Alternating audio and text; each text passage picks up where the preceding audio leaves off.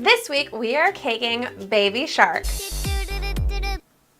That was weird. My name is Lori and you're watching The Icing Artist. Start off, I baked a 9x13 vanilla cake and I'm just gonna use a template to cut out my shark. I know my printer is garbage, like why the lines? I'm gonna cut them out in 3 parts. One part really big with the body, and then on the 2 kind of side corners, I'm gonna cut out both of his fins and then we're just gonna glue that to the cake using some icing after. I mean, ideally it would be nice if I could cut it out in one big piece, but this way I can utilize the most amount of cake that I can by using the corners as the fins. And once I have all of my pieces cut out, I'm gonna start gluing those to my cake board just using some buttercream icing.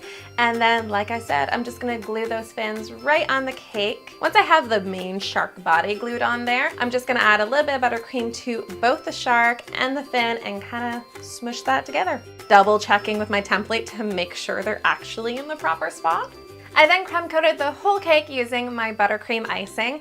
Going around the fins, I just kind of held on to the fin while I was icing the sides so the fin didn't start, like wiggling around on me. I hate getting into like little grooves like this. My go-to is usually just to like put the fondant fins on the cake board or something like that, but I thought I would challenge myself with this video, so I just kind of iced very carefully between the fins. But I mean, if you guys want to be lazy, just cut them out and glue them on the cake board, it'll be fine. If you guys have not subscribed to the channel yet, man, hit that subscribe button down below and ring that cute little notification bell, please.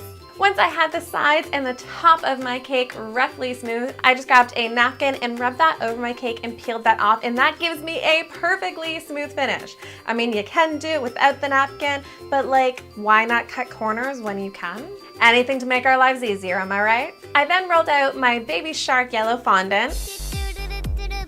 What is happening? Anywho, I just rolled out my fondant nice and thin and then rolled that over my rolling pin and back of my cake. I just quickly grabbed a pair of scissors and cut in between the fins. It was at that point that I realized that fondant was not long enough to cover the fins, but we're gonna make it work. I'm gonna leave that for a second, move on to smoothing out the top.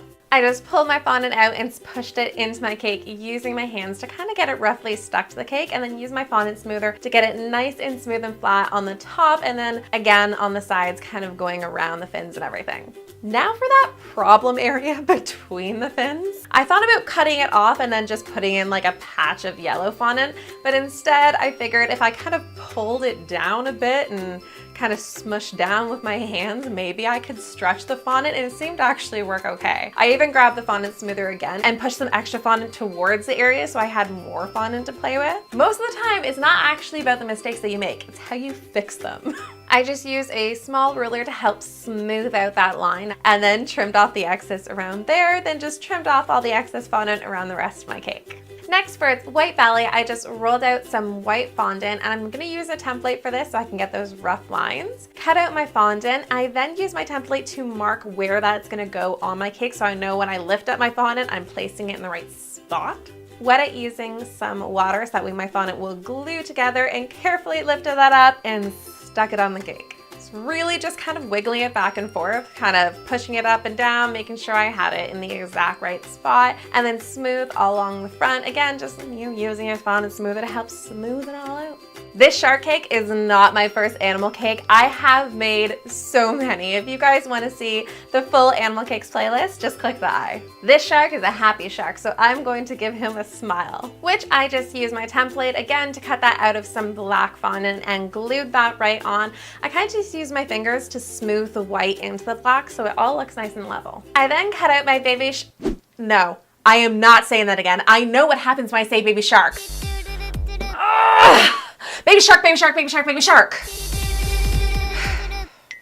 I use my template for its eyes. That way I can get the perfect eye shape, and then just lay that on top of my cake so I can mark out exactly where it was going and cut those out of fondant. I always find it's easiest to use templates with cakes like this so that way all the characteristics of it look on point. Added on a little black circle for its nose. Then for its gills, I just used this like brownie orange colored fondant, and I thought I would use a circle cutter and then use a circle cutter again to cut out part of that circle so all you have is a circle edge, and then again use my template and just a little pin to mark where those gills were gonna go.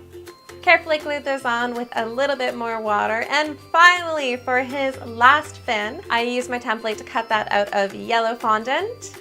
and then use that same fin, lay that on top of my white fondant and cut out around it so it can sit nice and flush with the cake. I am loving how this one came out. Let me know down below if you're one of the 2 billion people who watch the shark song, or if you're like that one person who has no idea what's happening right now. And of course, guys, don't forget to come back here again next week so we can make something else in a cake. Bye, guys. It's the end. It's the end.